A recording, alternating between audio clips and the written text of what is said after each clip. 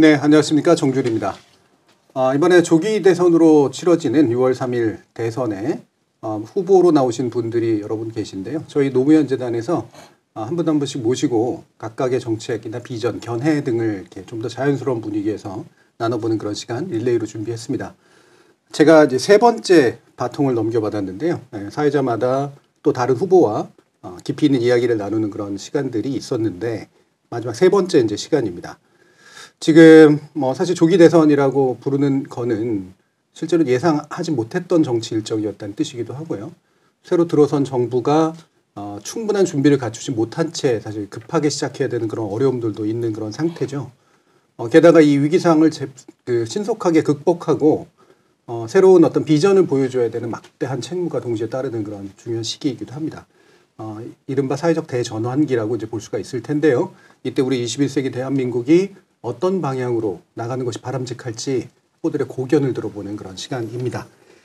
더불어민주당의 21대 경선 후보시죠. 김경수 전 지사 모셨습니다. 안녕하세요. 예, 반갑습니다. 초청해 주셔서 고맙습니다. 네, 그리고 사회복지 쪽 전공을 하고 계시고 우리 김 지사님께 많은 철학적 영향을 주셨다고 그러는데요. 윤원 씨, 이나디 교수님 어떻게 반갑습니다. 네, 반갑습니다. 예. 네. 제가 애독하는 책의 저자시기도 합니다. 예. 그렇게 어떤 유력 정치인의 그 세계관에 영향을 줄 수 있다. 이거는 저는 되게 바람직한 일이라고 생각을 하거든요. 그게 결국엔 저는 이제 학자 입장에서 보면 자기가 쓴 글이나 이런 게 누군가에게 영향을 줘서 그게 사회 변화나 개혁에 도움이 된다면 큰 의미가 있는 일 아니겠습니까? 네, 그러고 의도를 하셨습니까? 어떻습니까? 제가 그런 줄 알았는데요. 그러니까 실제로 지금 이제 지사님 아니 후보님이랑 이렇게 뵙고 얘기 나누면서 사실은 제가 영향을 받고 있습니다. 오히려. 네네. 예. 이런 사람이 정치를 해야 되는구나 이런 생각을 하게 됐습니다. 네, 고맙습니다.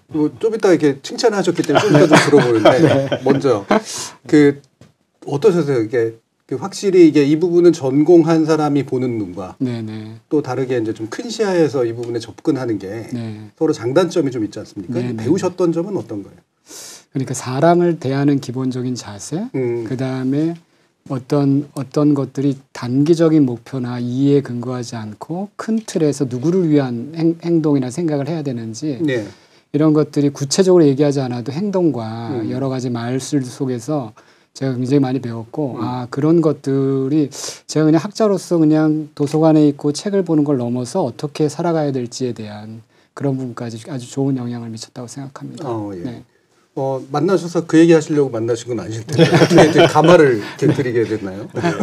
우리 이제 윤홍식 교수님이 쓰신 책 중에 이상한 성공이라는 책이 있습니다. 대한민국이 경제적으로는 대국이 되고 부강해졌는데 나라는 부강해졌는데 왜 거기서 살아가는 국민들은 불행할까, 행복하지 않을까 그런 문제의식으로 왜 이렇게 됐는지를 쭉 분석한 책인데요. 저도 똑같은 이제 문제의식을 정치를 하면서 그 다음에 경남의 도지사로 재직하면서 지방행정을 해 나가면서 같은 문제의식을 계속 고민을 했는데 거기에 대한 답을 못 찾고 있는 시기였는데 우리 윤 교수님 책을 보면서 완벽한 해답은 같이 찾아가야 되겠지만 대한민국 사회가 이래서 우리나라 사람들이 경제적 가치를 다른 어느 나라보다 더 중요하게 생각하고 사회적 가치보다는 경제적 가치를 중요하게 생각하는 사람들이 이 설문조사를 해보면 거의 8대2 비율로 나온다는 겁니다. 대부분의 선진국들이 6대4나 5대5 정도 나오는데 근데 우리나라 국민들이 원래 그런 국민성은 아니었는데 왜 이런 사회가 됐을까 그런 부분에 대해서 깊이 있게 분석을 해놓으셔서 저로서는 정말 많이 도움이 됐습니다. 예전에 제가 봤던 것 중에 세계 주요 국가들이 이제 중시하는 가치들을 이제 조사해서 서울대 사회발전연구소에서 이제 했던 거기도 한데 우리나라 유독 경쟁이 제일 중요한 가치로 이제 받아들여지는 비슷한 급의 이제 국가들에 비해서도 더더욱이나 그게 경제적 성장을 일으켜내는 데는 도움이 되는지 몰라도 우리가 불행하게 만드는데 또 기여를 한 그런 측면도 분명히 있지 않겠습니까? 그렇죠. 각자 도생의 사회가 되고 그렇죠. 그러니까 사회가 나의 삶을 책임져 준다라고 하는 신뢰가 있으면 그렇게까지 경쟁에 몰두하지 않을 텐데 지금은 내 삶은 내 노후는 우리 가족의 삶은 각자 알아서 각자 도생하는 그런 그 사회가 돼버리니까 이제 되게 강팍해진 거죠, 사회가. 그러면서 경쟁도 치열하고 그 속에서 국민들은 그러니까 행복하다고 느끼는 것보다는 나는 왜 이렇게 불행할까 이런 고민들을 하는 분들이 훨씬 많은 것 같고요. 네. 그 이따가 정책 얘기할 때 아마 좀 더 중심적으로 얘기할 수 있을 것 같고요. 자, 그러면 경쟁 얘기가 나왔으니 경쟁 얘기를 할 수밖에 없는데 지금 경쟁 상태에 놓으셨어요. 맞습니다. 예, 경선 진행 중이시고요. 예. 이 경선이 이제 후반부로 이제 넘어가서 물론 수도권으로 올수록 이제 중요한 이제 더 의미가 있긴 하겠습니다만 지금까지 이제 경선 과정에 참여하신 느낌이 어떠셨는지 일단 들어보죠. 네, 우선 저로서는 거의 4년 만에 민주당에 복당을 했고요.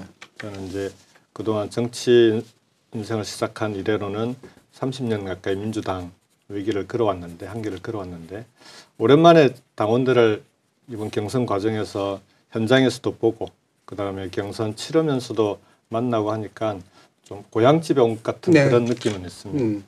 다만 이제 이번 경선이 조기 대선 때문에 짧은 기간에 치러져야 한다는 그런 한계가 있잖아요. 그러다 보니까 사실은 지난 주말에 이제 영남권, 충청권, 영남권 합동 경선과 이제 투표 결과 발표가 있었는데 이 정견 발표 합동 연설을 하기 전에 주말에 하는데요. 그 전에 주중에 다 투표를 하고 오시더라고요. 그렇더라고요. 그러니까 투표하셨다고 이제 막 얘기하시는 분들 주변에 많아서. 그리고 이제 TV 토론도 첫 TV 토론이 금요일 날 있었고 이러면서 사실은 김경수가 또는 우리 새 후보들이 대한민국을 어떻게 이끌어 나가겠다라고 하는 그런 좀 명확한 생각이나 비전, 정책을 알기 전에 지금 이 한국의 정치 상황에서 이번 대선에서 나는 누구를 지지할 거야라고 투표를 하고 오시는 거라 그 부분은 좀 아쉽긴 합니다. 다만 그럼에도 불구하고 말씀 주신 대로 이번 주가 호남하고 수도권이거든요. 주말이. 주중에 이제 투표가 진행되는데 아무래도 이제 호남은 민주당의 뿌리기도 하고 또 수도권이 가장 많은 또 권리당원 숫자를 갖고 있어서 이번 주가 본 경선이다 이렇게 생각하고 임하고 있습니다. 예. 뭔가 이게 서서히 올라오는 게 느껴지시나요?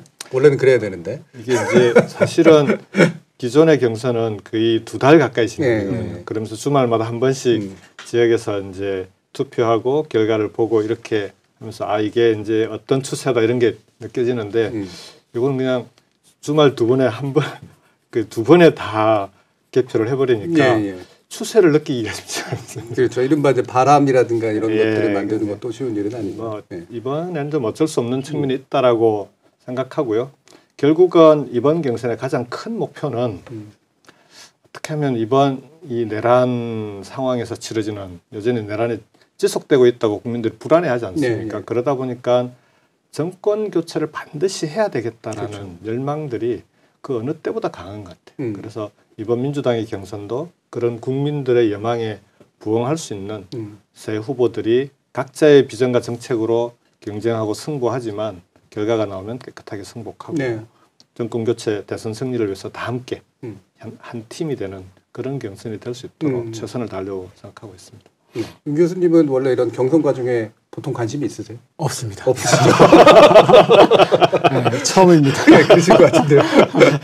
근데 제가 보기에는 그래도 이제 어떤 국민의 한 사람으로서 이 경선을 이제 뉴스를 통해서 지켜보고 그랬는데 예를 들면 지난 2022년 대선 이런 거나 그 전에 민주당 경선 이런 걸 보면 이게 정책 경쟁을 하나 아니면 거의 뭐 인신 비방에 가까운 일들이 있고 그런 것들이 많았는데 이번 경선 굉장히 아쉬운 점이 많습니다. 그러니까 약간 긴장이 있었으면 좋겠고 그래야 이제 좀 이렇게 서로가 이제 투표하는 사람도 많아지고 관심이 많아지는데 그 긴장이 좀 떨어진 거는 좀 문제지만 이번 경선이 민주당 역대 경선 중에서 가장 정책을 중심으로 얘기하는 거 아닌가. 그런 의미에서는 약간 짧은 경선 기간이 아니라 경선 기간이 좀 더 길었으면 민주당의 유력 후보들이 자신들이 준비했던 정책들을 국민 앞에 내놓고 서로가 디베이트하면서 더 좋은 안들, 국민을 위한 이런 것들을 만들 수 있는 모범적인 과정이 될 수도 있었겠다 이런 생각을 하고 있습니다.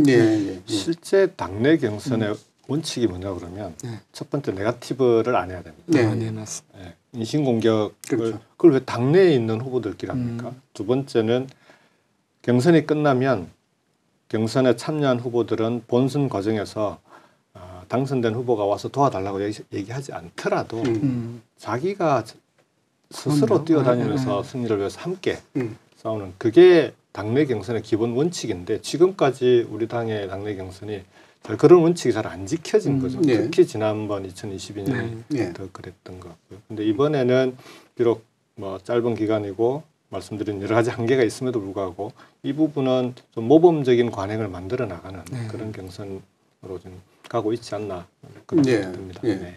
아까 이제 말씀 속에 이제 이번에는이라는 표현을 쓰셨어요. 네. 다음에는이라는 생각도 이 안에 들어가 있을 수도 있을 것 같은데 당연히요. 그러니까 이게 뭐 반드시 이번은 저렇고 다음은 어떻다라고 하는 생각보다는 후보에게 있어서는 언제나 매번이 제일 중요한 시기긴 하니까요.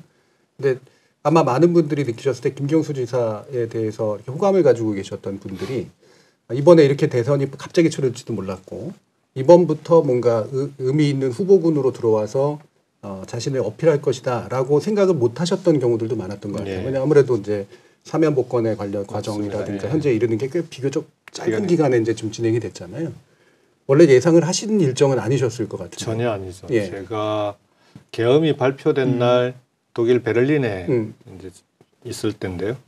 제가 이제 그 사면으로 나온 다음에 좀 있다 바로 이제 해외로 가서 영국에 1년 가까이 있다가 그 다음에 이제 6개월 계획으로 이제 베를린에 체류 중이었는데요.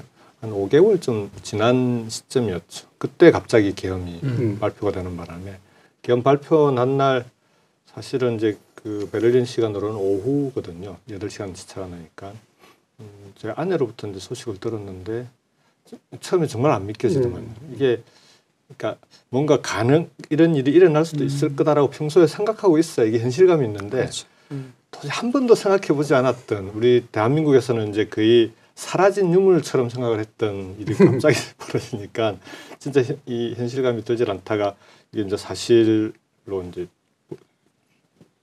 눈앞에 진짜 나타나니까 진짜 딱 나타난 상황이라 그랬을 때 독일에 있는 교민들께서 제일 먼저 연락을 주셔가지고 귀국하지 말라는 거예요. 위험할 수 있다. 계엄 상황이 좀 정리되면 귀국하는 게 어떻겠냐라고 해서 일단 국내에 있는 분들하고 바로 연락을 해서 바로 귀국하겠다. 그리고 비행기표도 바로 이제 그 예매를 하고 국민과 국가가 위기에 처해 있을 때 정치인이 어떻게 해야 되나 뭐 그런 고민들이었던 것 같아요. 저는 함께 서 있어야 된다라고 생각했던 것 같고요. 그래서 바로 이제 귀국을 했는데 이제 제 원래 정치 계획이나 이런 그 일정표 상으로 보자면 너무 많이 당겨진 거죠. 그러면서 갑자기 여러 가지를 이제 현장에서도 대응하고 준비하고 하면서 여기까지 왔는데 그래도 짧은 기간에 또 압축적으로 생각보다 많은 또 이 내용들을 다룰 수 있었다는 건 또 그 나름대로 장점도 있었다고 생각합니다. 지켜보시는 입장에서 막 이렇게 던져가지고 들어가신 때 어떤 마음이셨어요?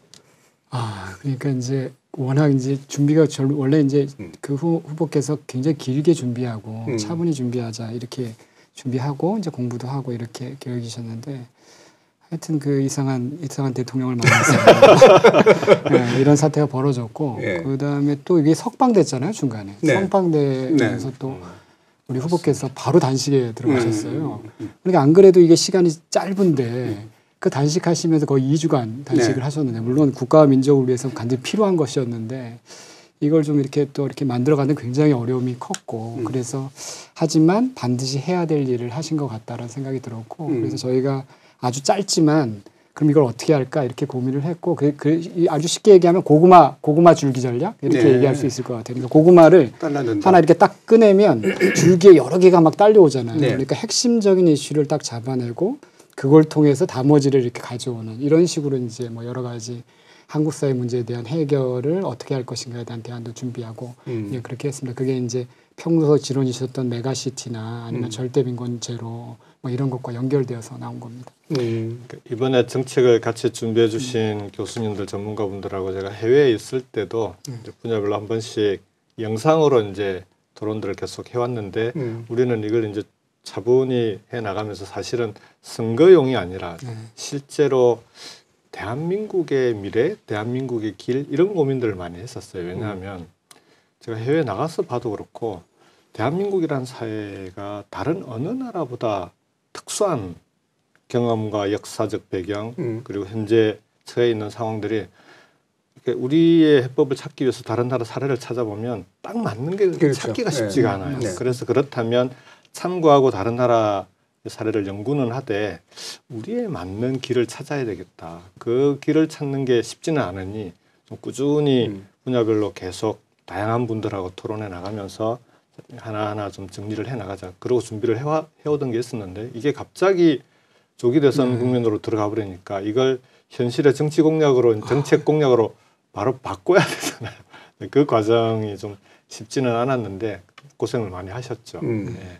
그럼 애초에 이제 원래 이런 빨리 뭔가 급박하게 되는 일들이 한꺼번에 일어나지 않았더라면 뭐 저는 뭐 개인적으로야 이제 예. 정치 일정 측면에서는 김경수 지사가 이 정치권에서 활동하기 위한 기반들이 마련되기에는 나쁘지는 않은 일이었다는 생각은 합니다만 자신의 운명을 자신의 마음대로 할 수 없는 상태였었잖아요. 예, 실제로 감옥에 계셨었고 그리고 그 막판에 좀 이상한 방식으로지만 사면이라고 하는 본인도 원하지 않는다라고 예. 하는 거에 내려졌지만 그게 복권에까지 이르지 않았다면 사실 정치 활동을 하기도 좀 어려우셨던 상황이고 그러면 한참 뒤를 보면서 원래는 그래도 내가 나중에 필요한 뭔가를 하기 위해서는 공부도 해두고 봐두기도 하고 준비도 해야겠다. 네. 이런 생각이 훨씬 더 가까우셨던 건가요?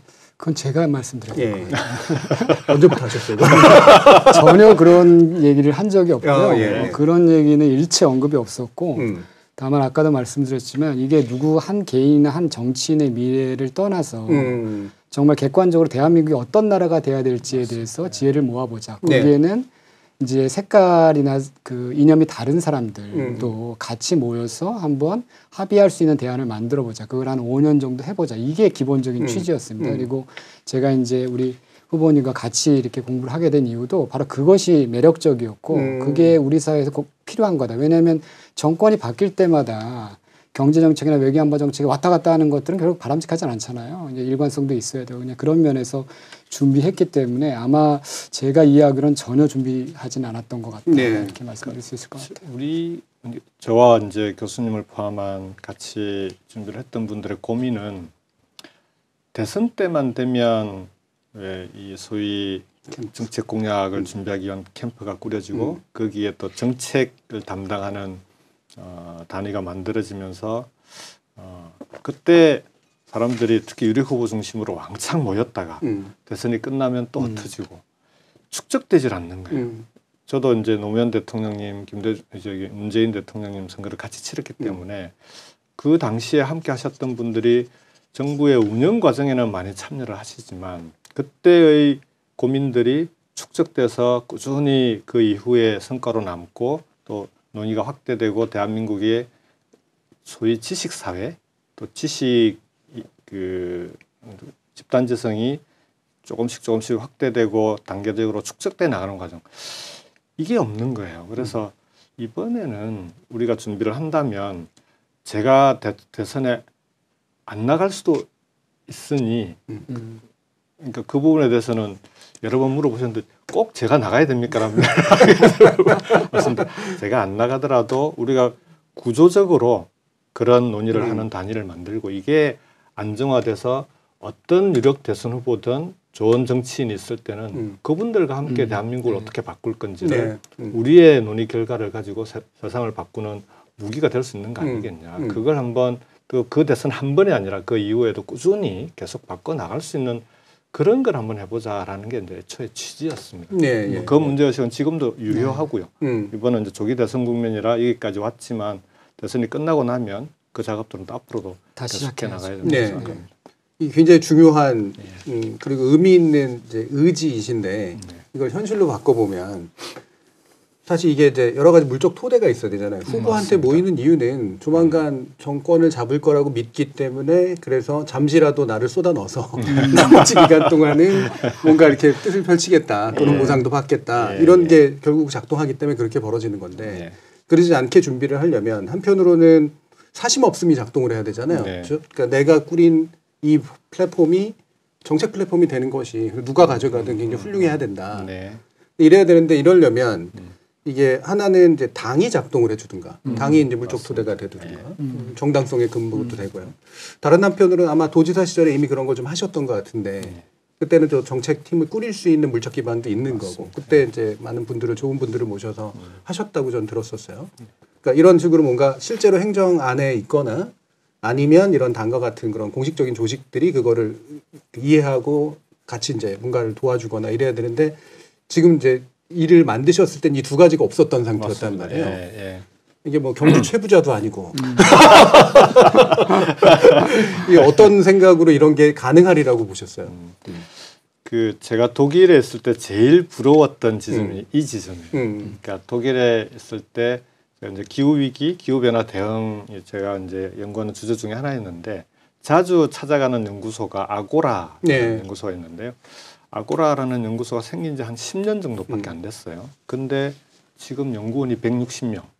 그다음에 지난번에 지금 정권이 바뀌었지만 3인당 정권인데 그 독일 헌법재판소에서 독일 정부가 세운 2050년까지의 기후 변화 대응 정책이 이게 위헌이다. 그러니까 위헌이라기보다는 지금의 기후 변화 속도를 따라잡지 못하고 있어서 모자란다. 그러니 2045년까지 다 맞춰라. 이렇게 판결을 내려버려요. 그러니까 정부로서는 이제 갑자기 난리가 났잖아요. 근데 진보적인 판결이죠. 그렇죠. 근데 그 아고라에서 그걸 단기간에 그동안 준비해왔던 내용들을 가지고 그 정책을 만들고 실제 실행 가능한 플랜까지 짜서 발표를 했는데 그걸 3인당 정부가 거의 그대로 수용을 해서 정부 정책으로 가져갑니다. 이제 그 과정을 보는데 이게 우리 한국 사회에 저런 프로세스가 이제는 좀 만들어져야 되는 거 아닐까? 그럼 저 아고라라는 연구소는 10년 만에 어떻게 저렇게 커졌지? 그래서 있는 동안에 원래는 기후위기 대응을 공부를 해야 되는데 연구소에 가면 어떻게 만들어졌어요? 돈은 누가 돼요? 뭐. 네, 재원은 어떻게, 운영은 어떻게. 그 얘기를 참 많이 들었는데 결국은 그 사회의 일종의 이제 소위 말하는 그 이런 지식 사회에 대한 지원 구조가 있단 말이에요. 그러니까 기업들이 재원을 댑니다. 그런데 어떻게 되냐 그러면 재단을 만들어요.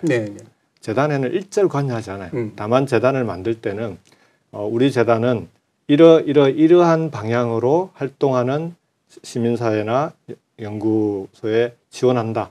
이것만 정해놓으면 나머지는 재단이 그쪽으로 다 지원을 하는 거예요. 가치 지향하고 그렇죠. 운영 방식인 거예요. 그렇게 이제 독립돼 있으니까 그런 재단들에서 재원이 이제 제일 많이 들어오고 그걸 가지고 눈치 안 보고 연구를 하는 거죠. 정부 눈치 안 봐도 되고 기업 눈치 안 봐도 되고. 이게 우리도 이런 인프라, 지식 인프라가 좀 필요하겠다 한국 사회에. 그래서 일단 시작은 우리끼리 좀 힘들게 어렵게 시작을 하지만 이런 방향으로 한국 사회를 바꿔 나가면서 이런 우리의 지식 집단도 좀 구조적으로 그런 물적 토대를 사회가 함께 만드는 방향으로 좀 변화시켜 보자. 이런 구상을 가지고 시작을 했었죠. 이런 구상이라고 생각하고 참여하셨어요?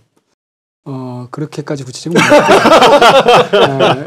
근데 다만 분명한 거는 이게 무슨 뭐 대가나 어떤 비용에 대한 문제가 아니라 저희 지식인으로서 사회적인 의무라고 생각을 했고 저 위에 많은 분들이 그렇게 생각하고 참여를 하고 공부를 같이 했습니다. 제가 아는 교수님들 안 그런 분들이 대부분인데 저랑 아시는 분이 많이 다른 것 같아요. 그러니까 대의명분이나 가치가 있는 일에는 굳이 내가 회의비를 안 줘도 간다. 그렇죠. 아주 냉정하게 얘기하면 대의명분 뭐 이런 큰 생각을 했다기보다는 자기가 공부한 것들을 어떻게 실천할지를 다른 생각을 가진 사람과 나누고 토론하고 그 속에서 하나의 안들을 만들어 나가는 것에 동의한 사람. 여기 중요한 지점이 있는데요. 그러니까 우리 한국 사회가 4분의 1 사회 이런 얘기를 하는 걸 듣고 딱 맞다라는 생각이 들었는데 여기 이제 연구하시는 분들, 학계에 계신 교수님들은 정말 연구를 많이 하셨더라고요. 자료나 책을 보면 제가 궁금해하는 건 웬만한 건 다 연구가 돼 있어요. 근데 연구는 돼 있는데 이게 실행을 해야 되는 정치권이나 행정 단위가 중요하지 않습니까? 실행 단위로 잘 안 넘어와요. 정치권에서 국회에서 초청 토론회도 많이 하고 하지만 요즘은 많이 바뀌었던데 그 전에 제가 국회에 있을 때는 국회의원 초청 토론회에 가면은 처음에 인사들 쫙 하고 샥 의원님들은까지 사진 찍고 쫙 하시고 남아 있는 이제 연구자들 그다음에 박사님들 교수님들이 앉아서 또 자기들끼리 토론하고 있는 거예요. 그래서 이제 이번에 우리가 같이 시작을 할 때는 제가 하는 역할은 여기에 꾸준히 좀 안정적으로 갈 수 있도록 함께 노력하는 것. 두 번째는 연구자들만의 논의로 끝나지 않게 하겠다. 그래서 실제 국회에서 활동하는 관심 있는 국회의원들, 특히 또 좀 젊은 국회의원들 중심으로 늘 함께 상의할 수 있는 그런 틀을 한번 만들어 보겠다라는 맞습니다. 약속을 드렸는데 그 부분을 제일 좋아하시더라고요. 네, 맞습니다. 이게 이제 곰팡이 피지 않게 그러니까 이제 실제 정치를 하시는 분들하고 한국사를 연구하시는 분들이 수평적 관계로 서로의 생각들을 나누는 과정 속에서 이게 학문의 상아탑에 갖추는 게 아니라 실질적 대안으로 만들어줄 수 있겠다 이런 말씀하셨고 실제로 그걸 위해 노력하셨고 근데 이것도 마찬가지로 갑자기 이상한 대통령이 나타나고 중단하게 됐죠. 네. 그 사실 지난 정부 윤 정부는 더더욱이나 더더욱이나 연구도 잘 안 됐고요. 정책 발주나 이런 것도 거의 잘 안 되는 게 아니고요. 연구를 이렇게 좀 억눌렸죠. 네, 말살했죠. 뭐 R&D 예산 깎아버리고. 이게 이제 말씀이 나오니까 이제 저 같은 경우 저희 분야 연구나 저도 정책 연구를 하니까 아무리 좋은 제가 생각하기에는 물론 이제 아무리 좋은 정책들을 만들고 그래도 이게 좋다고 해서 설득되는 건 아니더라고요. 맞습니다. 일단 첫 번째 부분이 현실성이라는 것도 중요하니까. 근데 제 결론이 결국 그거였어요. 그러니까 내가 생각한 거를 구현하려면 대통령에게 이쁨 받는 사람이 돼야겠다. 아, 네네네. 그러니까 이게 되게 그냥 하는 거예요. 저한테 지금 하시는 그러니까 이게 진짜로 실현되게 만들 수 있는 거의 유일한 방법은 내가 이거를 붙잡고 예를 들면 뭐 청와대 비서관이 된다거나 장관이 되는가 이게 아니라 실권은 맞건 그렇지 않건 대통령 뭐라고 말하면 대통령이 그거 괜찮네라고 생각하는 그런 사람으로 돼 있지 않으면 내가 원하는 정책을 실현한다는 건 정말 어려운 것 같다. 이런 되게 냉정한 생각을 했어요. 그래서 나는 못할 것 같다. 제가 이쁨 받는 사람이 안 될 것 같아서. 그 해법이 있습니다. 이게 우리나라 사회가 너무 중앙 집권적인 사회. 방금 말씀하신 대로 대선만 되면은 지역에 가보면 오늘도 제가 호남을 가야 되는데 지역에 가면 늘 얘기하는 게 지역 공약 뭘 갖고 왔냐 이런 거거든요. 그러니까 지역 공약을 제대로 내놔야 되는데 대선 때 그 공약에 자기들 그러니까 지역민들이 원하는 게 다 들어가 있어야 돼요. 대선 때 들어가야만 지역이 발전한다고 생각하는 거거든요. 근데 잘 생각해 보면 대선 때 그 수많은 공약들대로 대한민국이 갔으면 지역이 지금 이렇게 돼 있으면 안 되죠. 소멸을 걱정해야 되는 이런 단계로 가 있는데 이건 말이 안 되잖아요. 그러면 분명히 이 시스템은 뭔가 잘못된 거죠. 지금 대선 때 공약으로 포함시켜달라고 해서 포함시키고 막상 행정을 하면서는 그걸 다 할 수 없으니 재원이 부족하니 그중에 일부만 실행하고 그러면 지역에서는 끊임없이 홀대론 소외론이 나옵니다.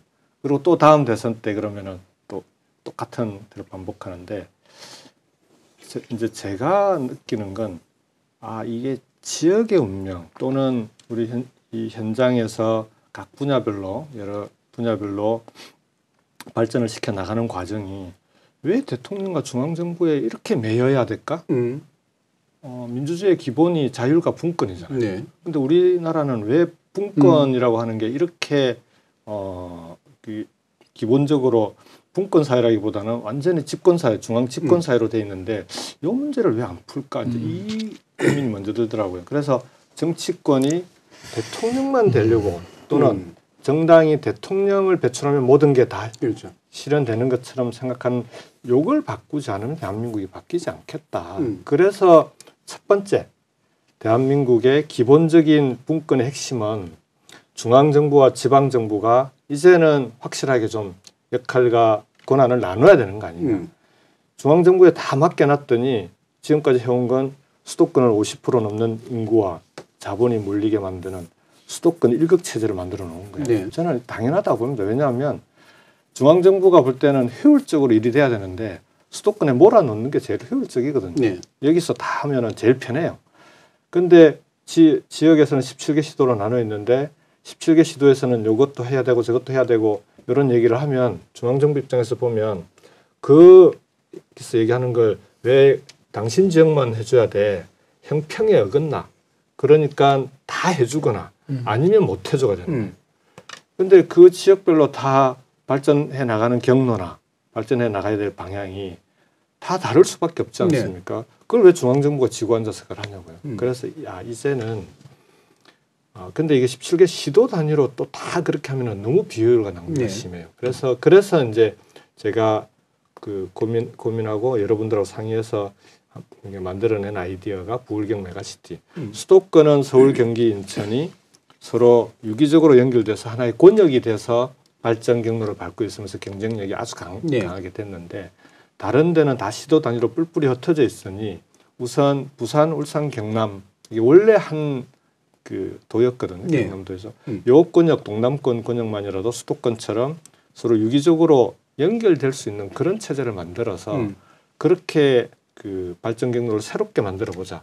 이게 이제 시작이었던 거예요. 근데 이게 부울경만 할 게 아니라 그러면 전국을 전체적으로 수도권, 충청권, 호남권, 부울경, 대구, 경북 요 5개로 묶고 그다음 강원과 제주, 전북은 호남권에 묶이는 것보다는 따로 특별자치도로 가는 걸 원하더라고요. 그래서 이제 5개의 권역과 3개의 특별자치도 형태로 전국을 재편성하고 여기에 그 메가시티를 단지 그냥 협의 구조가 아니라 이제는 완전히 행정구역 개편을 하자 차라리.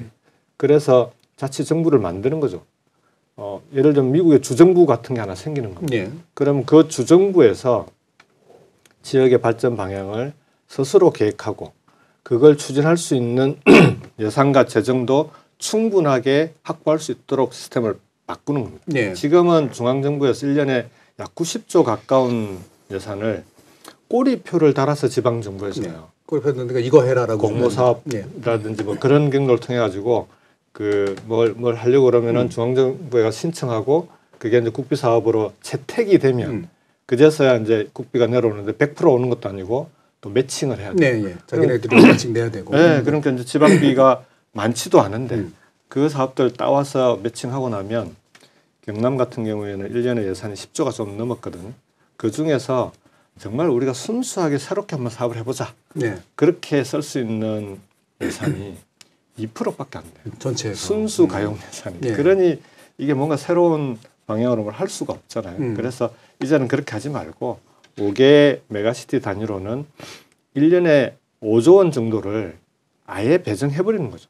예산을 그냥 먼저 주는 거죠. 그렇죠. 그러면 이제 전체 한 30조 정도 예산을 1년에 배정을 하고 그러면은 꼬리표 달린 90조 예산의 3분의 1이거든요. 30조면 일단 지금부터 지역에서 필요로 하는 여러 가지 자기들이 필요로 하는 사업들을 중앙정부 눈치 안 보고 마음대로 추진할 수 있는 그런 마음껏 추진할 수 있는 여력이 되는 거죠. 그렇게 시작하자. 이게 이제 5대 권역별 메가시티 정책 제가 이제 얘기를 하고 있는데 메가시티 얘기를 이제 제가 처음 한 지 이제 몇 년 되긴 했는데 이번 대선 때 보니까 후보들마다 다 얘기하고 서울 5개 만들기 그다음에 희한한 프로젝트 맞습니다. 5개의 수도권을 만드는 뭐 프로젝트 뭐 그렇게 볼 수도 있는 거죠. 취지는 마찬가지일 수도 있으니까. 그럼 좀 보충해서 제가 말씀드리면 간단하게 얘기하면 이런 거잖아요. 그러니까 자신이 살고 있는 지역의 운명을 누가 결정할 거냐. 근데 지금은 주로 중앙정부가 결정했잖아요. 근데 정책이라는 건 그 지역의 역사성에 기반해야 되는데 그렇지 못했다는 거죠. 그러니까 내가 살고 있는 동네 운명은 미래는 내가 결정한다. 이게 가장 핵심적 포인트 같고 이게 지역만 국한되는 게 아닙니다. 한국 정책도 마찬가지거든요. 너무 이제 잘 아시겠지만 우리나라의 주요 정책들을 보면 외국에서 유행하는 거를 가져다가 이식합니다. 그러니까 이게 뭐가 부족하냐면 한국 벤치마킹이죠. 그렇죠. 소위 말한 벤치마킹으로 가져오는데 이게 우리 사회가 걸어왔던 역사성에 대한 고려가 없는 거죠. 그러니까 저는 그 분권이고 지역을 중심으로 하는 게 결국 크게 보면 우리나라의 역사성에 근거해서 우리의 필요한 정책을 만드는 거고 지역의 차원에서 보면 지역의 운명을 지역민이 결정하는 거고 이렇게 생각하시면 아주 좋을 것 같아요. 제가 메가시티를 착안하게 된 건 청년이었어요. 청년. 지역의 청년들이 30대 이하 청년들이 지금 경남은 1년에 약 10,000명 가까이 밖으로 나갑니다. 부울경은 거의 16,000명 정도 되는데 다른 지방도 다 마찬가지거든요. 이제 그 30대 이하 청년들이 거의 수도권으로 다 와요. 1년에 지금은 좀 줄어들어서 1년에 수도권으로 순유입되는 30대 이하의 청년이 6만 명이 넘습니다. 많을 때는 10만 명 가까이 되는데 그러니까 이제 청년들이 수도권을 하는데 왜 그 빠져나가는지 조사를 해보니까 결국은 일자리와 교육이에요. 일자리를 찾아서 서울로 가는데 서울 가서는 그 많은 매년 쏟아져 들어오는 청년들이 그 안에서 일자리를 다 좋은 일자리를 구할 수 있겠습니까? 경쟁은 치열하고 못 버티고 지역으로 내려오는 친구들이 있어요. 지역 다시 오는 친구들이 있는데 인생의 패배자가 되었어. 스스로 낙오자가 됐다고 생각하고 우리 지역의 청년들이 지역에서 스스로 자기 인생을 개척해 나갈 수 있는 그런 지역 사회가 되지 않으면 지금처럼 수도권에 가서 거기서 정착해버리거나 성공하면 정착하고 실패하면 지역으로 내려오는데 그렇지. 스스로 인생의 낙오자가 됐다고 생각하는 청년들이 내려오는 이런 식으로는 지역에 미래가 없는 거 아닌가. 그래서 그러면 청년들이 지역에 정착할 수 있게 하려면 어떻게 해야 될까? 그게 이제 경남도 단위로는 안 되겠더라는 거죠. 수도권하고 경쟁이 안 되거든요. 그래서 부울경 단위로 일단 묶어서 해보자. 왜냐하면 부산이란 대도시가 있고 울산이란 대도시가 있고 창원도 100만이거든요. 그리고 서부 경남은 진주가 있고 요 큰 도시들을 중심으로 지역의 발전의 중심을 세우고 그 주변 도시들을 네트워킹으로 엮어서 수도권처럼 한번 만들어 보자. 이게 이제 메가시티의 이제 계획인데 그렇게 되면은 여기에 일자리가 그러면 어디선가 생겨야 되잖아요. 그렇죠. 그래서 이제 기업들하고 찾아가서 우리가 이렇게 한번 좀 수도권처럼 잘 한번 강력 교통망도 만들고 그래야만 울산에 있는 청년이 부산에 직장을 구해도 출퇴근이 가능하거든요. 네. 지금은 안 돼요. 방을 얻어야 돼요. 그래서 이렇게 만들어 볼 테니 지역으로 와서 세금도 깎아주고 부지도 제공해주고 할 테니까 지역으로 좀 올 수 없겠냐. 청년들이 좋아하는 첨단 산업 위주로. 처음에는 좋은 취지라고 다들 좋게 얘기를 하는데 마지막 가면 우리가 필요로 하는 인재를 뽑기가 어렵습니다라는 딱 거기서 막힙니다. 이게 이제 SK 하이닉스 반도체 공장이 대표적인 예인데 용인과 구미가 경쟁을 하는데 지금도 자료를 보시면은 구미는 지원하겠다는 항목만 해도 리스트가 엄청 많습니다. 부지부터 전력, 용수, 또 그 체육관 등등 뭐 직원 편의시설까지. 용인에는 몇 개 없어요. 거의 지원하겠다는 게 없는데 용인으로 결정을 해버리거든요. 그러니까 하이닉스 관계자한테 물어보니까 아니 뭐 구미도 좋은 입지기는 한데 결국 우리가 공장을 지으면 약 10,000여 명 가까운 직원이 필요한데 그중에 절반 이상이 R&D 연구개발 인력이라는 석박사들인데 구미로 해놓으면 안 온다는 거예요. 그래서 어쩔 수 없습니다. 아니 그러면은 구미도 안 오는데 경남은 어떡해? 그래서 이제 그러면 우리 지역에서도 부울경 단위에서도 첨단 기업이나 이쪽 기업들이 원하는 인재 좋은 인재들이 많이 배출될 수 있는 구조를 만들지 않고는 답이 없겠구나. 그래서 이제 논의를 해 나가면서 지금 이번 정책에 들어가 있는 게 서울대 10개 만들기 비슷한 건데 교육부가 대학을 쥐고 있으니까 형평을 자꾸 따지는 거예요. 그래서 그러지 말고 교육부에 대학을 지방정부의 권한을 달라 예산과. 그러면 우리 지역에 맞는 우리 경남 같은 경우에는 부울경 같은 경우는 제조업이 강하니까 중공. 이 제조업을 지금은 스마트 공장으로 전환하고 AI와 디지털 전환을 신속하게 해야 되거든요. 이러지 않고는 제조업이 경쟁력이 없으니까 요걸 전환하는 데 필요한 인재들도 서울에서 모셔와야 돼요. 그래서 그러면 지역에 있는 대학들하고 협의해서 국립대들도 있고 주요 사립대가 있으니까 경남에서 전폭적으로 예산을 지원하겠다. 그러니 세계적인 석학을 그 분야의 세계적인 석학도 모셔오고 학생들한테도 장학금을 전폭적으로 지원하고 이렇게 해서 몇 년 동안 함께 투자해 봅시다. 그렇게 해서 인재들이 나오면 그러면 기업들이 찾아오지 않겠습니까? 이제 이렇게 하려고 중앙정부가 협의를 했더니 교육부가 권한을 안 주네. 이제 그래서 이제 이런 구조를 바꿔 나가면 그러면 지역에 있는 청년들이 예를 들어 제조업의 AI 전환과 관련된 분야는 서울대가 아니라 부울경에 있는 대학이 탑 클래스가 되는 거죠. 그러니까 지금 요 차이가 어디서 나타나냐 그러면 서울대가 1인당 교육비가 6천만 원입니다. 1인당 학생 1인당 교육비가. 근데 지방에 있는 거점 국립대는 2천만 원 정도밖에 안 돼요. 이걸 서울대보다 더 많은 투자를 하면 그러면은 그 대학의 그 분야는 전국적으로 서울대와 버금가는 그런 대학이 될 거고 그걸 요 분야에 관심 있는 친구들은 대학을 놓고 서울대를 선택하거나 또는 지역에 있는 청년들 같은 경우는 굳이 서울대까지 올라가지 않더라도 여기서 그러면은 대학을 다니고 그 대학을 졸업하면 이 인재를 보고 찾아온 기업들 또는 지역에 있는 제조업들이 전환해 나가는 과정에서 필요한 인재로서 네. 좋은 일자리가 생기고 요 선순환 구조가 좀 만들어져야 되지 않을까. 물론 수도권으로 대학을 오는 게 딱 그 일자리만 이유가 있는 게 아니라 다른 여러 가지 네. 문화나 뭐 이런 여러 가지 이유들이 있기 때문에 바로 한꺼번에 되지는 않을 겁니다. 그렇지만 시간을 두고 이 문제를 정주 여건부터 그러니까 청년들이 지역을 떠나지 않기 시작하면 청년들이 있으면 문화도 생기겠죠. 이렇게 하나씩 바꿔 나가면 되지 않겠나. 네. 이게 이제 메가시티 정책의 핵심이었던 네. 거죠. 확실히 이게 그 간판 정책에 연관된 것들이 나오니까 좀 굉장히 단식한 분 같지가 않아요. 눈이 네. 반짝반짝 막 네, 갑자기 기력이 올라오니까. 뭐 이거는 제가 그래서 저기 교수님께도 여쭙고 다시 또 이제 아마 갈 텐데 저는 되게 좋은 방향이라고 생각을 하고 실제로 우리나라 대한민국이 처한 그 어떤 한계를 돌파해낼 수 있는 중요한 이제 지점이라고 보는데요. 이게 이제 대중적인 시선으로 보면 두 가지 장벽이 좀 있어요. 하나는 이게 이제 대통령이 내는 어떤 정책이라기보다는 도지사 나올 사람이 그 중앙 정부한테 호소하는 정책처럼 이제 비칠 수가 있다라는 거죠. 이게 여전히 지역 시혜적 정책처럼 국가 발전 정책이라기보다는 이렇게 비치는 그런 측면도 좀 있는 거고 이 또 한 가지는 이제 지역에 대한 불신이 이제 있는 거죠.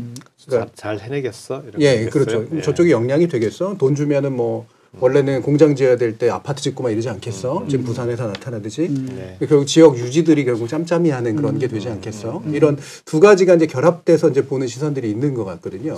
그거는 좀 더 아마 본론에 준비되신 게 있기 때문에 교수님께서는 원래는 지역으로 사고를 그렇게 많이는 안 하셨을 것 같은데 인하대 그렇죠. 물론 계시긴 하지만 이런 식의 이제 구상에 대해서는 충분히 방금 제가 제기한 그런 문제점들에 대해서 극복이 가능하다 이렇게 보시나요? 그러니까 그 메가시티를 처음 들었을 때는 저도 이제 이거 후보께 어떻게 말씀드렸냐면 이거 너무 도지사 공약 같다 이런 얘기를 드렸는데 이제 실제적으로 내용들과 우리가 논의를 하는 과정 속에서 제가 안 거는 이게 특정 지역의 정책이 아니라 수도권을 포함한 한국의 성장 전략을 바꾸는 정책이다 이런 생각을 했어요. 왜냐하면 생각해 보시면 지난 30년 동안 우리가 어떻게 중진국에서 선진국으로 성장했냐 이렇게 보면 굉장히 핵심이 간단하거든요. 수도권, 대기업, 제조업, 그다음에 자동화, 수출. 이게 모두가 집중되는. 그러니까 균형적 성장이 아니라 특정 기업과 특정 지역과 특정 산업에 집중하고 수출에 집중하는 방식. 근데 그게 30년이 지나고 나서 우리가 직면한 거는 한국 사회의 지역 간 불평등, 계층 간 불평등 여러 가지 사회 문제를 야기한 거잖아요. 그럼 그거를 완화하려면 어떤 대안이 있을까? 결국은 그 집중된 것들을 분산시키고 분산시킨 것들이 각각의 중심이 되는 이런 체계를 만들어야만 균형돼야 돼만 우리가 지속 가능한 발전, 지속 가능한 성장을 가능하겠구나. 그러니까 수도권과 비수도권, 대기업과 중소기업, 예를 들면 제조업과 비제조업 이런 것들이 같이 발전할 수 있는 길이 바로 이것과 연결되는 거다. 이렇게 생각을 했기 때문에 이게 단순히 그러니까 특정 지역에 대한 정책으로 이해하는 것보다는 국가의 성장 전략, 지난 60년간의 성장 전략을 바꾸는 기본적인 출발점이다. 이렇게 생각하는 게 맞겠다. 이렇게 생각을 합니다. 예. 지방의 전략 아니냐. 맞죠. 부울경 메가시티도 지역의 부산, 울산, 경남이 중심이 돼서 만들었었죠. 근데 자초됐잖아요. 왜 자초됐냐. 제가 도지사직을 그만두고 다음에 온 도지사가 백지화시키긴 했지만 백지화시킨 이유가 있는 거죠. 나중에 얘기를 들어보니까 그런 이유더라고요. 새 도지사가 와서 보니까 품이 참 많이 드는 정책이 복잡하잖아요. 협의도 해야 돼요. 빌기도 하고 네. 중앙정부에 가서 또 뭐 지원도 받아야 되고. 근데 막상 중앙정부의 지원은 뒷꼬리만 하니 먹을 게 별로 없는 거예요. 그러니 이거 가지고 품 들어가면서 하느니 또 내가 했던 정책도 아니고 그냥 이건 백지화시키고 행정 통합합시다 이렇게 가버리더라고요. 핵심은 그게 있는데 지방 정부에 맡겨놓으면 안 되는 정책이에요. 실패하는 정책이에요. 그렇죠. 요 방향은 맞는데 요 방향이 성공하려면 국가 정책이 돼야 돼요. 대통령 의제가 돼야 되고 국가 과제, 국정 과제로 함께 추진하지 않으면 실현 불가능한 정책인 거죠. 1년에 30조 원 예산을 지방정부가 어떻게 마련합니까? 결국은 국가정책으로 확정이 됐을 때만 가능한 거고. 두 번째, 지역의 불신과도 연계됩니다. 지역의 역량이 과연 이걸 해낼 수 있겠어? 라고 하는 걸 국가가 함께 풀어가줘야 되는 거예요. 모범을 함께 만들고 성공하는 지역을 함께 만들고 그 성공하는 지역의 사례가 다른 지역으로 확산되게끔 갑자기 처음부터 한꺼번에 다 풀어버리는 게 아니고 그런 방식으로 정부가 로드맵을 가지고 요 방향으로 간다라고 하는 국가적인 합의를 만들고 그 합의하에 그렇게 되면 이제 메가시티 지원 특별법 같은 게 만들어져야 되겠죠. 거기에 따라서 안정적으로 이 지원해 나가는 조건들을 가지고 결국은 일정 시기가 되면 각 지역들이 자율과 분권에 기초해서 일종의 거의 연방제 수준의 지방자치정부가 되는 그런 방향으로 가야만 성공할 수 있는 정책입니다. 네. 애초에 그래서 국가 정책이 돼야 된다. 제가 예전에는 우리나라 경제는 아무리 봐도 태능선수촌 경제다 이런 생각을 했었거든요. 태능선수촌 몰아넣어서 국가대표들한테 밥 잘 먹여서 금메달 따게 만드는. 그런데 김연아는 나오지만 동네는 스케이트장이 없는 그렇죠. 이런 방식이에요. 근데 이게 중요한 거는 이러려면 시간이 한참 걸리고 그 성과를 보려면 그 대통령이 아마 끝나고 나서 이제 귀향해가지고 한참 농사도 짓고 계시다가 아마 그 성과를 봐야 되는 그런 정책이라 이게 참 어렵잖아요. 근데 이게 우리나라 분위기에서 정말 이제는 좀 가능할 거라고 좀 보시나요? 저는 이 정책이 성공할 수밖에 없다라고 하는 확신이 어디서 생겼냐 그러면 수도권이에요. 이게 이제 5대 메가시티 처음에 얘기를 했을 때는 수도권에 있는 분들이 수도권에 사람들 50% 이상 몰려 있는데 그 사람들이 다 반대하지 않겠어? 이 우려를 얘기를 하는 거예요. 근데 수도권이 예를 들어 좀 전에 우리 윤 교수님 말씀하셨듯이 기존에 우리 대한민국의 성장 방식대로 지역적으로는 수도권 1극을 중심으로 대한민국을 성장시켜도 먹고 사는데 아무 문제 없으면 그러면 뭐라고 얘기하든 그 방향을 흔들기가 어렵습니다. 근데 문제는 수도권이 힘들어지고 있는 거예요.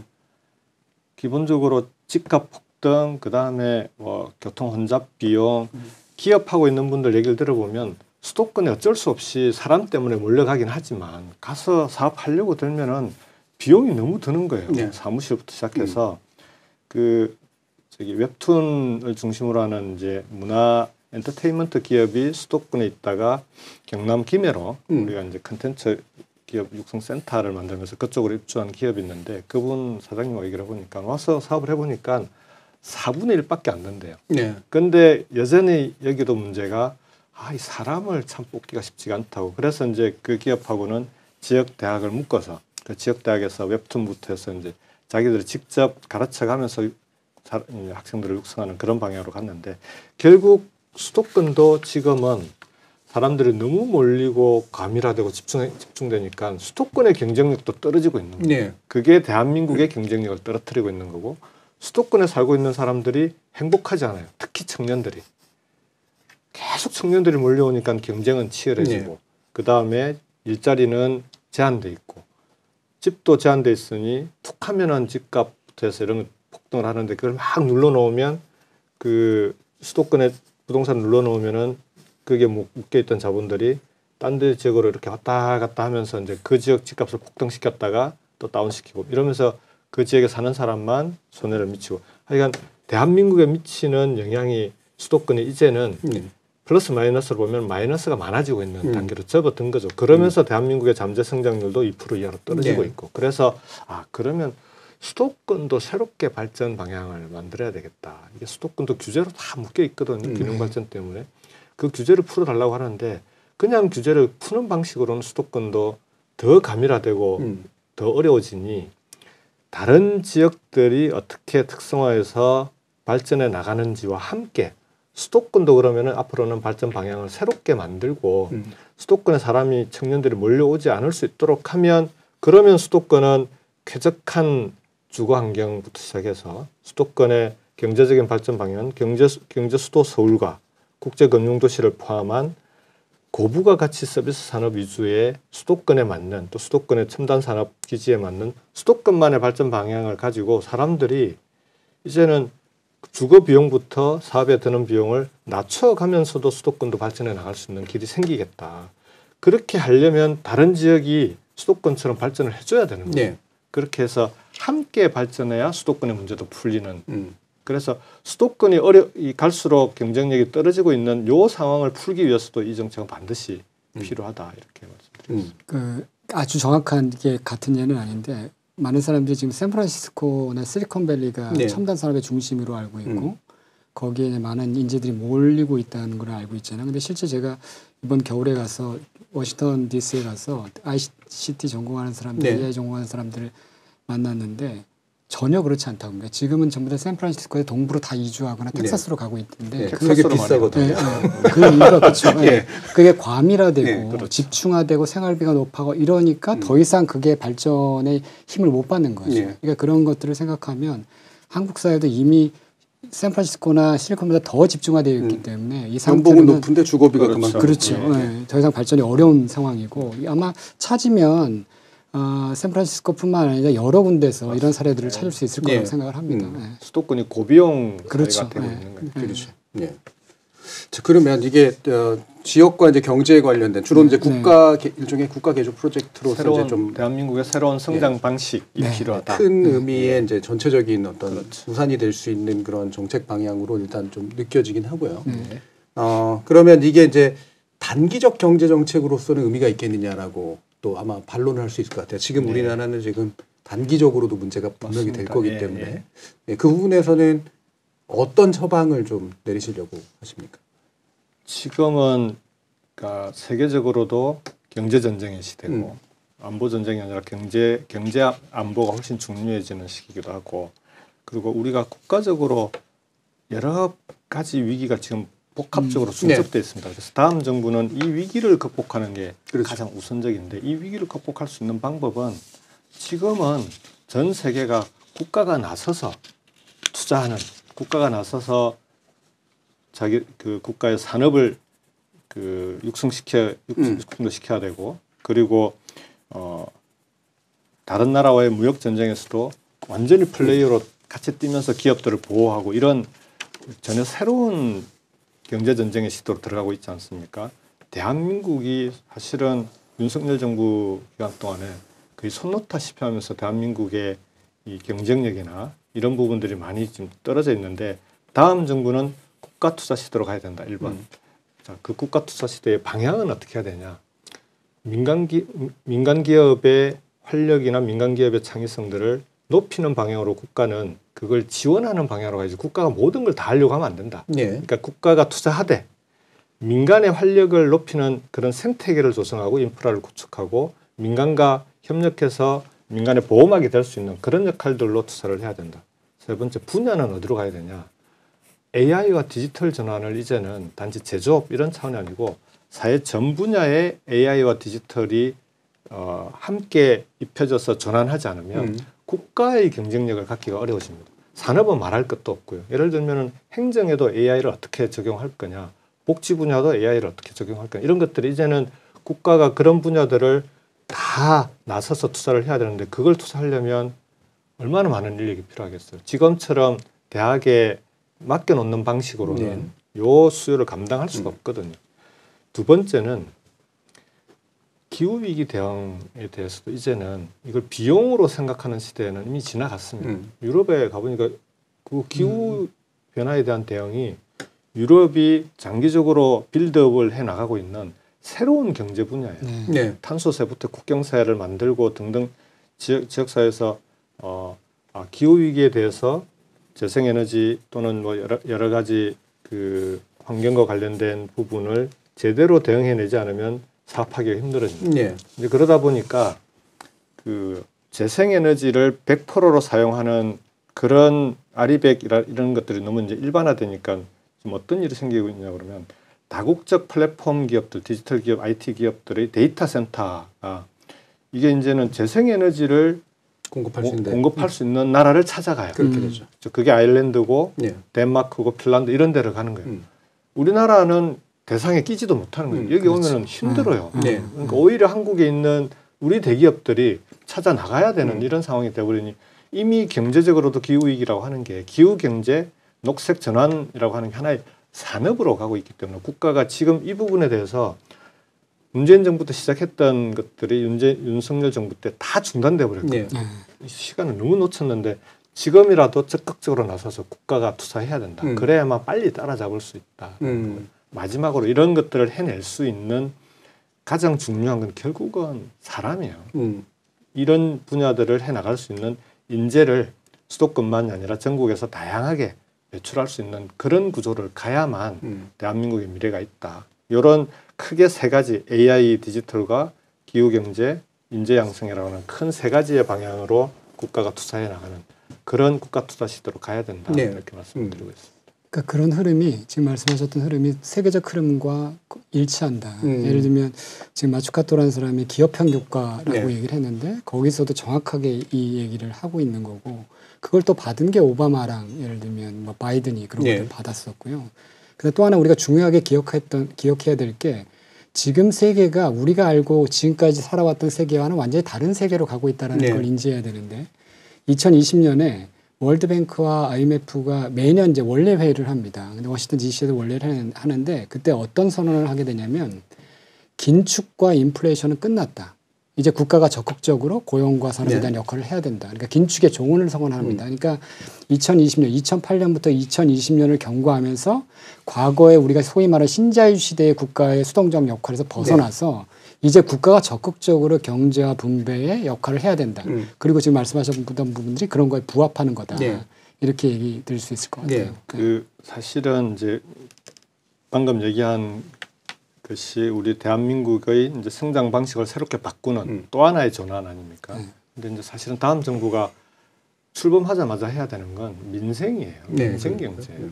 지금 너무 어렵거든요. 특히 자영업 소상공인이 그러니까 이게 뭐 추워지면 그 늘 어려운 상황이 되면은 그 사회의 가장 낮은 곳에 있는 분들이 먼저 어려워지는 것처럼 우리 사회에서는 경제가 어려워지면 경기가 침체되면 자영업자들부터 폐업을 하기 시작합니다. 작년 한 해 동안 90만 명이 폐업을 했어요. 2006년부터 이 통계를 내기 시작을 했는데 2006년에 통계를 내기 시작한 이래로 가장 많은 숫자입니다. 곧 자영업 폐업 100만 명 시대로 들어간다라고 얘기할 정도고 그럴 수밖에 없는 게 자영업자들에게 나가 있는 대출이 1,000조를 넘었어요. 그 1,000조가 넘는 대출금이 2018년에 비해서 코로나 직전에 비해서 연체율이 2배가 넘습니다. 요 위에 매출 상위 40% 구간에는 3.4배예요. 연체율이.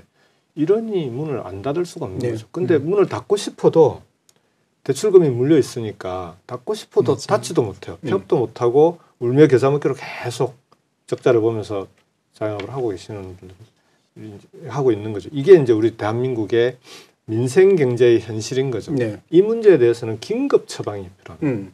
지금 정부가 추경할 12.2조 요걸로는 정말 은발의 오줌 누기 있고 그다음에 자영업자들에 대한 대책도 보면 지금 자영업자들이 가장 어려워진 제일 큰 이유가 코로나 시기에 힘들고 어려울 때 정부 지원금이 도움은 됐지만 나머지가 대부분 대출로 이루어졌거든요.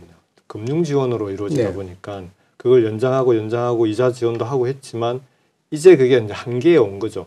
요 자영업의 코로나 시기에 진 빚 문제를 해결해내지 못하면 자영업자들은 이제 정말 폐업 100만 명 시대로 안 갈 수 없습니다. 물론 우리나라 자영업 비율이 다른 나라에 비해서 높습니다. 요거는 이제 구조조정은 필요하지만 아니 폐업을 하더라도 폐업한 이후에 그 다음 대책이 있어야 될 거 아닙니까? 그래서 저는 추경 편성을 할 때 1차적으로 온기가 돌 수 있게 하는 민생지원금은 빨리 풀자. 두 번째로 폐업을 하는 자영업자들에 대해서는 확실하게 지원해야 된다. 코로나 시기에 진 빚은 그거는 탕감을 해주자.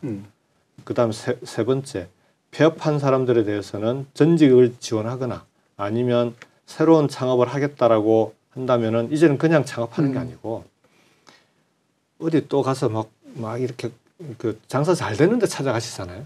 그러면은 항상 자영업 과밀 지역에 거기 가서 또 장사하시려고 하시는 게 업종도 잘 된다고 하는 걸 들어보면 뭐 치킨집부터 늘 하던 과밀 업종을 또 하셔요. 그러니까 이렇게 그런 식으로 창업하지 말고 창업 컨설팅을 확실하게 지원 서비스를 가지고 일종의 과밀 지역 과밀 업종은 창업 컨설팅이라는 문을 가지고 총량 관리를 좀 하자. 이 업종이 맞는지를 확실하게 컨설팅을 해주고 그래도 들어가겠다고 하면은 예를 들어 이 부분은 허가를 뭐 좀 기다려야 된다든지 이렇게 해서 적어도 창업을 했을 때 얼마 지나지 않아서 바로 폐업하고 망하는 일은 안 생기게 만들어줘야 되는 거죠. 택시 면허하고 비슷한 그렇죠. 그런데 이걸 전체로 다 확대하면 이거는 또 이제 그 경제적으로 이제 여러 가지 또 부작용이 있을 수 있으니 특정 지역, 특정 업종에 한해서만 한시적으로 하자는 거죠. 그 다음에 그렇게 하더라도 하다 보면은 위기 그 자영업자들이 생기거든요. 그런 위기 자영업자들은 조기에 위기 경보 시스템을 도입할 수 있습니다. 이게 지금 OECD 선진국들의 16개국에서 이미 시행하고 있는 제도인데 매출이 급감하거나 임대료를 체납하거나 이런 몇 가지 지표들을 계속 서치를 하면서 지켜보다가 여기에 경고가 들어오면 바로 찾아가는 거죠. 그 이제 비상 그 대책팀이 찾아가서 지원을 하는 거죠. 컨설팅 지원을 하거나 아니면 도저히 상황이 어려우면 예를 들어서 아예 폐업 지원을 하거나 폐업을 하고 나면 그 다음에 아예 다른 직장을 구할 수 있도록까지 만들어주는 이게 일종의 우리 사회가 책임져야 되는 안전망이잖아요. 이런 방향으로 자영업자를 중심으로 당장 필요한 민생 경제 현안부터 다음 정부는 바로 풀어나가야 된다. 그럼 바로 연결해서 아까 이제 그 세계의 보조를 맞추는 길이다. 이게 이제 우리가 너무 지금 늦었다 이런 얘기인데 지금 나오는 뉴스는 트럼프 뉴스거든요. 세계가 저렇게 가고 있는 것 같은데 막 이런 느낌을 준단 말이에요. 그리고 우리는 또 여기에 대응을 했잖아요. 뭐 외교 지금 다뤄야 될 게 한두 가지가 아니긴 합니다만 시급하게 어떤 방식으로 개입해야 된다고 보세요? 또 첫 번째 한덕수 대행과 최상목 경제부총리는 자중자애해야 됩니다. 자중자애만으로 되나요?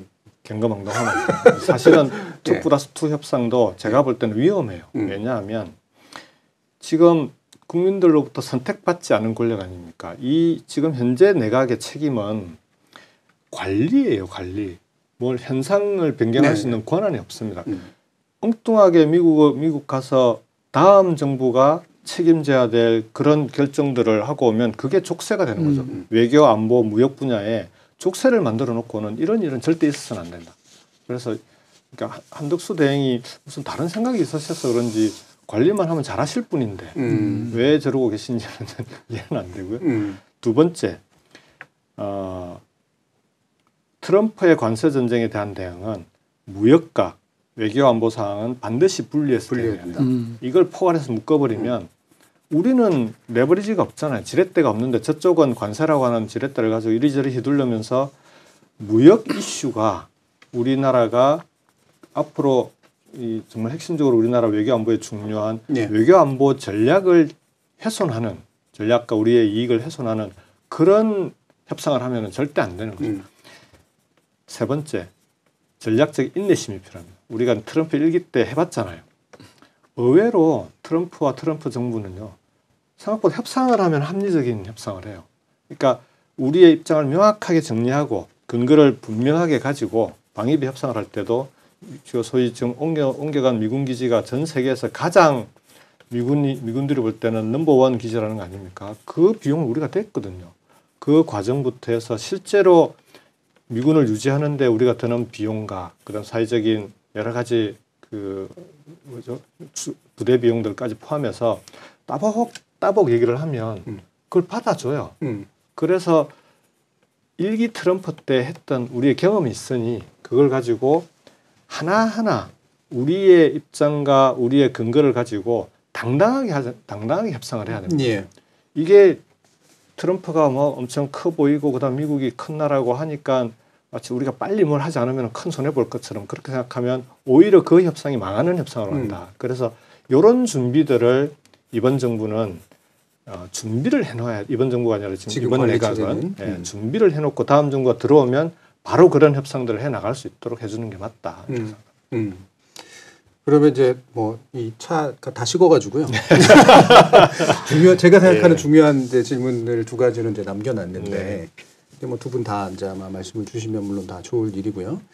자, 첫 번째는 이제 내란 종식에 관련된 부분입니다. 이게 김병수 지사는 이제 아마 우리나라의 그 후보께서는 우리나라의 어떤 발전의 방향은 새로 방향을 잡고 그리고 나서 이제 기존의 이런 대립적 구조를 청산해 나가면서 이제 새로운 동력을 마련한다라고 하는 그런 입장으로 저는 알고 있는데, 근데 이게 이제 그냥 흔히 말하는 이제 통합 내지 협치를 강조하는 그런 입장이냐, 이렇게 상대하고 상관없이 그냥 다 이렇게 묶어가지고 가자.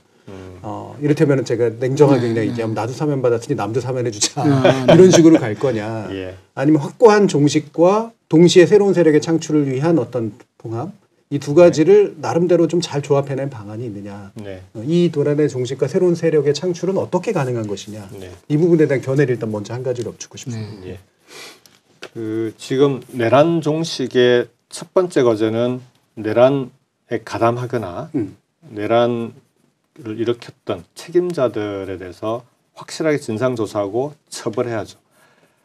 내란에 대해서, 계엄과 내란에 대해서 확실하게 단죄하지 않으면 재발 방지를 막을 수 없습니다. 그게 첫 번째 과제고요. 두 번째는 확실한 내란 종식을 하기 위해서는 당연히 우리 사회의 대개혁이 필요하죠. 내란이라고 하는 게 단지 그냥 단죄만 한다고 끝나는 게 아니지 않습니까? 이런 계엄과 내란이 생기게 만들었던 우리 사회의 갈등과 분열의 골, 그 다음에 심각한 양극화의 문제, 불평등의 문제, 이런 것들을 지금은 함께 풀어나가지 않으면 안 되는 상황이 됐고, 더군다나 이런 문제를 푸는 게 특정 정당의 힘만으로는 하기 어렵게 된 거 아닙니까? 그래서 이번 대선 과정은 확실하게 정권 교체를 해내고, 정권 교체를 해내는 과정이 이 내란 종식과 사회 대개혁이라고 하는 과제를 해낼 수 있는 대선 승리의 과정이 돼야 된다. 여기서의 원칙은 민주주의 세력이 함께 힘을 모아야 됩니다. 그게 가장 1차적인 과제입니다. 빛의 혁명, 응원봉을 들고 광장에 나왔던 세력들의 힘을 모으는 게 가장 1차적인 과제고, 그렇게 해서 대선을 압도적인 승리로 이끌고, 그 힘으로 그 이후에 완전한 내란 종식과 사회 대개혁의 과제들을 함께 풀어나가야 되는 거죠. 그래서 이제 좀 전에 우리 진행자께서 질문하신 내용을 이제 제가 아무래도 통합의 정치를 많이 얘기를 하니까 더군다나 노무현 대통령님께서 평생의 염원이 국민 통합이었고, 그 정치를 함께 했던 사람으로서 어쨌든 우리 국민이 이 갈등의 고를 넘어서 정말 화합하고 통합할 수 있는 그런 대한민국으로 가는 게 노무현이 꿈꾼 나라이기도 하고, 저와 김경수가 노무현 대통령과 함께 꿈꾼 나라이기도 하기 때문에 지금 시기에 맞게끔 그런 나라로 가야 됩니다. 그렇지만 지금 현재 이 시점에서는 내란에 대한 명확한 처벌과 종식 없이는 통합이 안 돼요. 헌법 파괴 세력하고 어떻게 통합을 합니까? 헌법을 파괴한 세력하고 어떻게 개헌을 논의합니까? 그 민주주의를 부정하는 세력하고 어떻게 협력을 합니까? 여기는 극복을 해야 될 대상인 거죠. 극복하고 우리 사회에서 확실하게 더 이상 지금처럼 계속 압력하고 뿌리 내리고 확산되지 않도록 하는 확실한 대책을 세우는 것이 통합으로 가는 첫 번째 단추입니다. 이 과정 없이는 정말 제대로 된 통합도 이뤄내기 어렵다. 그렇게 생각합니다. 근데 이제 통합이라는 게 하나의 깃발 아래 모두 모여라 이런 거는 저는 아니라고 이해하셔야 될 것 같고, 그게 뭐냐면, 그러니까 예를 들면 아주 비근한 예로 일제강점기에 적극적 친일했던 세력과 독립과를 논할 수는 없는 거잖아요. 이제 그런 상황과 유사하다고 생각하고, 단 하나의 깃발에 모이는 게 아니라 민주주의 질서 내에서 다양한 이견들이 논의되고 토론되고, 그 속에서의 통합과 연대를 얘기한 거라 저는 그렇게 생각을 하고 있습니다. 핵심은 결국은 정권 교체가 되면 정권 교체 이후에 국정을 운영해 나갈 때 어떻게 할 거냐에 달려있지 않겠습니까? 이게 이제 제가 여러 번 강조하고 있는 것 중에 하나가, 사실은 지금과 같은 똑같은 상황이 8년 전에 있었거든요. 2017년에 촛불혁명으로 문재인 정부를 탄생시키지 않았습니까? 그때 국정 운영을 어떻게 했어야 될까라는 고민을 많이 합니다. 좀 아쉬움이 있죠. 제가 그때 인수위 없이 출범하면서 국정기획자문위원회라고 인수위 성격의 위원회를 2달 동안 활동하면서 저도 기획위원으로 참여해서 국정 100대 과제를 같이 만들고 했는데, 그 당시에 잠깐 논의가 있었던 게, 촛불혁명에 참여했던 정치 세력들, 탄핵에 찬성했던 세력들은 다 함께 그 소위 인수위 성격의 위원회에 들어오게 해서 거기서 정책을 함께 논의하고 정책에 대한 합의를 만들어내고 그 힘으로 국정을 운영해야 되는 거 아니야? 라는 문제제기가 있었는데, 그때는 이제 그게 일종의 연정이죠. 연정인데, 그때는 무슨 연정이야. 우리는 민주당 정부고 민주당과 함께 국정을 책임지고 야당하고는 협치를 하면 돼. 이게 이제 노무현 대통령 때 당정 분리 실험을 했다가 이건 아니다라는 그런 당정 분리 실험의 실패의 또 하나의 반작용인데 책임 정치로 간 거죠. 정부와 여당이 책임지고 국정을 운영해야 돼. 그래서 야당하고는 협치를 하겠다라고 여야정 협의체 만들고 문재인 대통령도 정말 이 여야정 협의체에 공을 많이 들였는데 야당 입장에서 보니까 여당이 자기 정책을 풀어나가는데 우리한테 도와달라는 거지. 그냥 자기들한테 뭔가 이게 뭐 도움이 될 게 별로 없어 보이는 거예요. 그러니까 여야정 협의체도 잘 안 돌아가게 되는 거죠. 그러면서 이제 협치가 어려워지고 그리고 나중에 이제 내각의 그럼 장관들을 한번 다시 그 다른 정당에서 야당들에서 임용할 수 있는 방법을 해보자고 제안을 했다가 다 실패하거든. 이 방식은 이제는 또 한 번에 우리가 시행착오를 겪었다고 봅니다. 이번에는 요걸 좀 넘어서자는 겁니다. 요번 탄핵 과정에 광장에서 함께 싸웠던 야당들 있지 않습니까? 요 야당들과 시민사회 세력은 적어도 정권이 교체되고 나면 인수위를 공동으로 구성하는 거죠. 국정기획자문위원회든 그 구성해서 그 안에서 충분하게 정책을 함께 논의하고 합의할 수 있는 범위에서 빨리 합의해내고 그 합의된 정책들을 국회에서 추진해 나가야 됩니다. 이렇게 되면 뭐가 달라지냐 그러면 자, 민주당 혼자 국회에서 민주당의 정책을 추진하는 것과 최소한 민주 세력이 하나로 만들어진 그 연정에서 다른 야당들과 함께 합의한 정책을 국회에서 추진하는 것과 비록 민주당이 170석이라 언제든지 방망이는 두들 수 있겠지만 국민들 보기엔 전혀 다르지 않겠습니까? 안 그래도 계엄으로 인해서 대통령의 권력에 대해서 이제 두려움이 생겼는데 대통령과 170석이라고는 거대 여당이 힘이 합쳐져 가지고 자기들끼리 다 하려고 한다. 이러면은 거기에 대해서 불안해하는 국민들도 생기겠습니까? 그 문제를 풀어 나가는데도 그렇게 해야만 내란도 완전히 종식시킬 수 있고 그리고 사회개혁 과제들을 그 합의된 힘으로 그 연정의 힘으로 풀어나갈 수 있다 이렇게 생각합니다. 그 연정하니까 보통 이제 장관 3개 주고 2개 주고 이렇게 생각하는 경우들이 많은데 그게 정책 합의가 연정의 핵심입니다. 한편에서는 이제 행정부는 빨리 들어가서 자기 일을 해야 되고 맞습니다. 다른 한편에서는 인수위가 없으니 그런 자문위 형식으로 해서 이거를 이제 국회가 받아서 입법 과제로 이제 실행하는 약간 그런 방식으로 구상하고 계시는 거 아니에요? 그럼 마지막으로 이제 방금 또 말씀 나왔지만. 지금 밖에서 이렇게 막 계속 눈치를 주셔가지고 야 이거 빨리 차를 한 끝내야겠구나 뭐 이런 생각이 이제 들긴 하는데 워낙 바쁘시기 상황이죠 당연히. 노무현 문재인 대통령에 관련된 얘기가 나왔습니다. 그리고 실제로 뭐 누가 보더라도 김경수 전 지사께서는 가장 중요한 정치적 자산이 이제 노무현 대통령과 함께했던 분이고 문재인 정부에서는 또 중요한 어떤 기본 기틀을 닦고 운영해 나가는데 한 역할을 했던 분이다라는 그런 인식. 그것 때문에도 또 이제 맞은 사법적 절퇴 같은 것들이 좀 있었습니다만 요즘은 이제 그래요. 이게 노무현 대통령이나 문재인 대통령에 대한 이제 그 애정을 갖고 계신 분들도 이것을 이제 들고 나오면 마치 무슨 파리를 하는 것 같다. 자기 게 부족하니까 그냥 우리들이 사랑하는 그 대통령들을 그냥 가져서 팔고 실제로는 껍데기뿐이 없는 거 아니냐. 오히려 그런 얘기를 하면 외려 더 불쾌해하는 이런 상태에 좀 와 있는 것 같아요. 맞습니다. 그럼에도 불구하고 자신의 정치적 자산을 충분한 자기의 정신으로 이제 구현한다면 그게 무엇이어야 되겠다고 생각하시는지 마지막으로 한번 여쭙겠습니다. 저는 노무현 대통령님, 문재인 대통령님 두 분과 함께 국정을 경험할 수 있었던 걸 늘 그렇게 표현합니다. 두 거인의 어깨 위에서 국정을 경험할 수 있었던 건 저한테는 정말로 고마운 경험이었고 저로서는 영광스러운 일이었다라고 표현합니다. 그 중에서도 제 정치의 뿌리는 노무현 대통령이죠. 그리고 그 노무현 대통령께서 추진하려고 했던 여러 가지 가치와 철학 그걸 함께 구현하려고 지금도 노력을 합니다. 그런데 문제는 시대가 바뀌었어요.